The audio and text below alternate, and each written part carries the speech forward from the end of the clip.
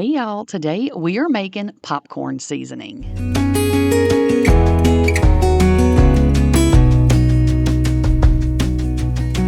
So first up, we are going to make kettle corn seasoning.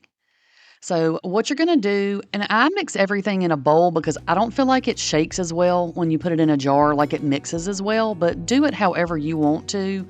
I just highly recommend doing this in a bowl. So to a small bowl, you're going to add 1/4 of a cup of sugar. You can use some kind of sugar alternative if you choose. Just make sure you adjust it accordingly so it's not too sweet. Then add 2 teaspoons of salt, and then optional, I'm going to add in a 1/2 teaspoon of cinnamon just to give it a little bit of extra flavor. You absolutely do not have to do that if you don't want to. It's your popcorn seasoning, but I like the little bit of extra flavor that the cinnamon gives to it, so that's why I added into mine. Now make sure you stick around to the end of the video because I'm going to show you how to make your own microwave popcorn using these seasonings. But we're going to make 6 seasonings today, 6 different seasonings. I wanted to try to kind of make something for everybody's taste buds, So we got some sweet, some savory, some spicy, all those things. So I'm using little 4-ounce jars for this, and then you're just going to put it in your jar and you're good to go. So the next one we're going to do is a rich and buttery flavor. Now, I will put the recipes in the description box below, and just make sure the shelf time is going to depend on what ingredients you put in here. So if you use a cheese powder or something, you're going to have to go by the date on those powders. But if it's just seasonings and sugar and stuff, then they'll last indefinitely. So what I added was 1/4 of a cup of butter powder, and I'll have that linked. Probably you've already seen the link. Then you're going to add in 2 tablespoons of powdered milk. I know it sounds kind of weird to put powdered milk in a popcorn seasoning, but just trust the process. Then we're going to add a teaspoon of salt, and or a 1/2 teaspoon of salt, sorry. And then we're going to add a 1/2 teaspoon of garlic powder. You can adjust the salt if you need to, or leave it out altogether if you need to watch your salt. So once we have everything in our bowl, just like with everything that we're doing, I'm going to whisk it up really well.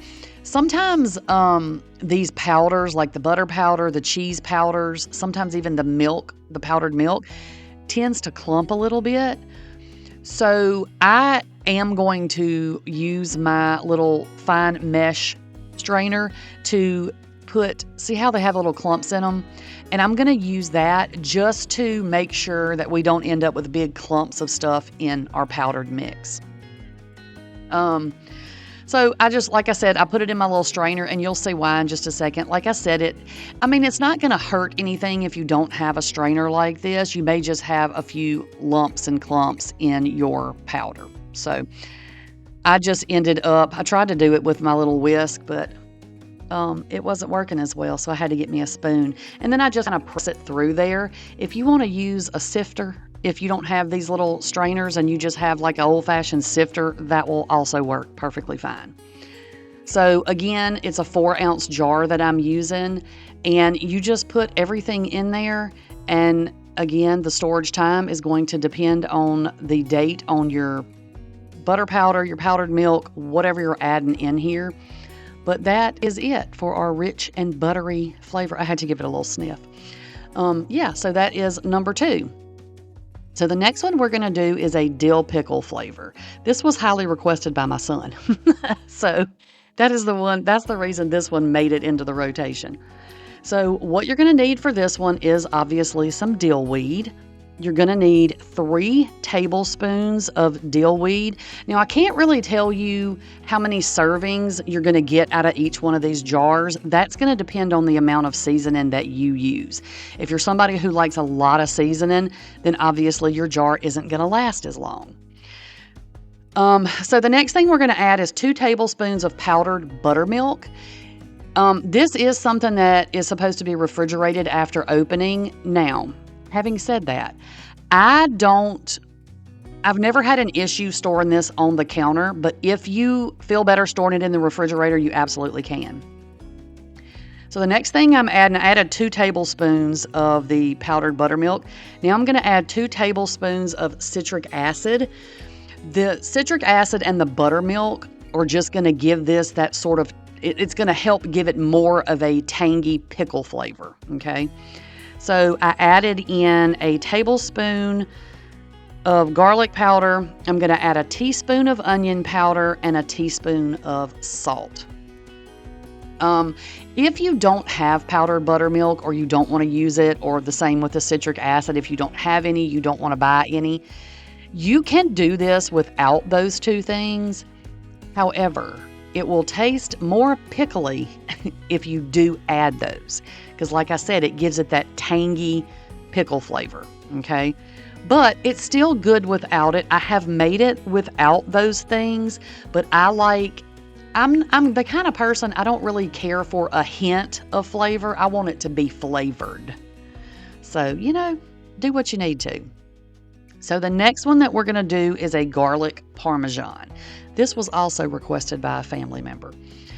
So what I'm going to use for this is some powdered Parmesan cheese. Now, if you don't have this kind, this is shelf stable. If you have the kind that you use just like what we call spaghetti Parmesan, the kind in the green container that you stick in your refrigerator, you can use that. But you might want to refrigerate this if you're using that kind, because that kind isn't shelf stable. So use your own judgment. Do whatever you want to do with that. I'm just trying to give you the info.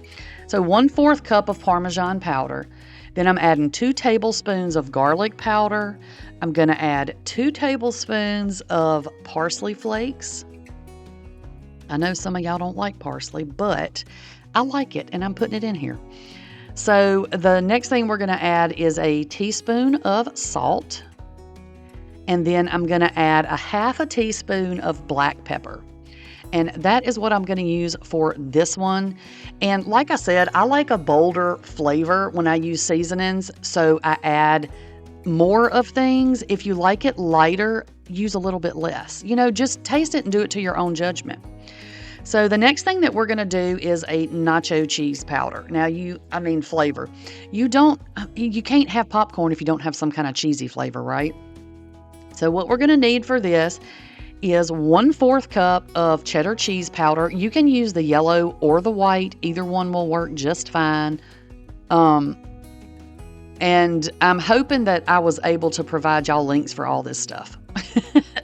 I'm trying to do better. I used to link everything in the description box, but now we have an option to link it directly to the video, so you don't have to search for it. So I'm trying to remember to do that. So 1/4 cup of the cheese powder, you're going to add 2 tablespoons of nutritional yeast. This is going to give it an extra cheesy flavor, okay? That's why we're adding the nutritional yeast. It's a really cheesy, yummy flavor. If you don't have any, it's okay to just use the cheese powder, but just know that the nutritional yeast is going to give it an extra punch. So then I added 2 tablespoons of paprika.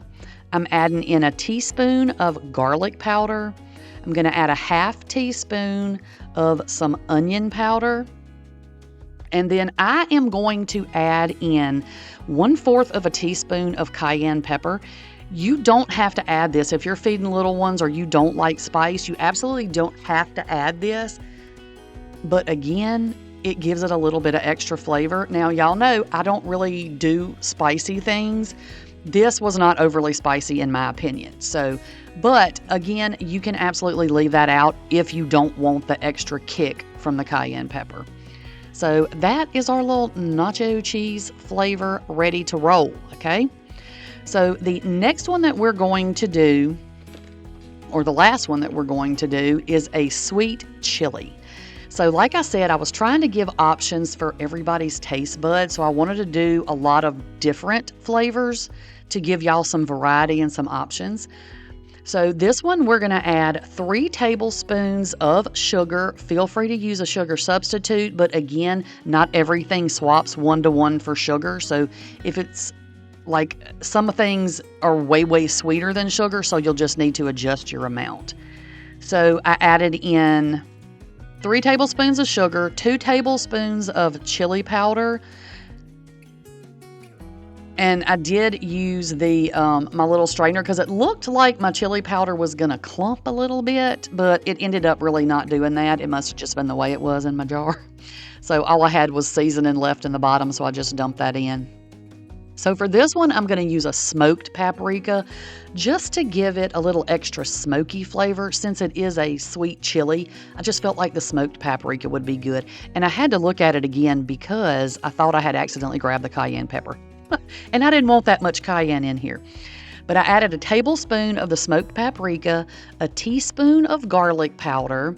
I added a teaspoon of salt, and then I am going to add 1/4 of a teaspoon of the cayenne pepper. Just again, because it's a sweet chili, we want it sort of sweet and spicy. So 1/4 of a teaspoon is plenty for me and my family. But if you want, or for me anyway, my son would much prefer a bigger kick. But you can just add a little extra if you want to. So that is our 6 popcorn seasoning blends. Hopefully that will give everybody some options. So now what I'm going to do is show you how to make microwave popcorn without buying the microwave popcorn at the store. So what you're going to do, now don't mind the seasonings that I'm putting in here, because when I filmed this part of the video, this was before I made the seasoning blends. This was when I was just testing flavors out. And this was originally what I used for the dill pickle flavor, but I did not find that there was enough flavor. So that's why I tweaked it and I showed you how I actually made it in the jar. So this is just, this part is not giving you a recipe. This part is just giving you the how-to, okay? So in your bowl, you're gonna add 1/2 cup of popcorn kernels. You can use the yellow, the white, whatever you want. Then you're gonna add in, I recommend add your popcorn kernels and then about a teaspoon and a half of oil, and then mix that up and then add your seasonings to it, because the amount that we use after I tweaked it tends to clump up if you try to add the seasoning first, in my opinion. So you're gonna need, once you get everything mixed up, your oil and your seasoning, and all of this is in the printable recipes for y'all. You're gonna take one of these brown paper lunch bags. Now again, in this video, I put it in one lunch bag, but I do recommend that you double the bags up. These bags are very thin, and you're gonna see at the bottom of this bag already, you see the oil coming through because it's soaking into this brown paper bag. But so I now double my bags. Just keep that in mind. So then you're going to fold it over 2 times. Just don't fold it real big. Do small folds. And then you're going to lay this on its side in the microwave and pop it for 1.5 to 2 minutes. Whatever your microwave, whatever you need to do for your microwave. I use the same amount of time it takes me to pop a regular bag of store-bought popcorn, and that works for me. So that's all you have to do, and shake it up real good when you take it out of the microwave. And then you made your own microwave popcorn. Now, you don't have to add the seasonings and then pop like I did. You can just add the oil and the kernels, pop them, and then sprinkle your seasonings on top if you want to, or melt some butter and pour over and then add your seasonings. I'm just trying to give you some options if maybe you don't have a popcorn popper. So anyway, I hope that y'all enjoyed this video. Now you know 6 different ways to make seasonings, and you know how to make it in the microwave if you want to. So I hope that y'all give these a try. If you've tried these, let me know what your favorite one is, because I like them all. I can't decide on a favorite, but that is all I have for y'all today, and I will catch y'all on the next one. Bye, y'all.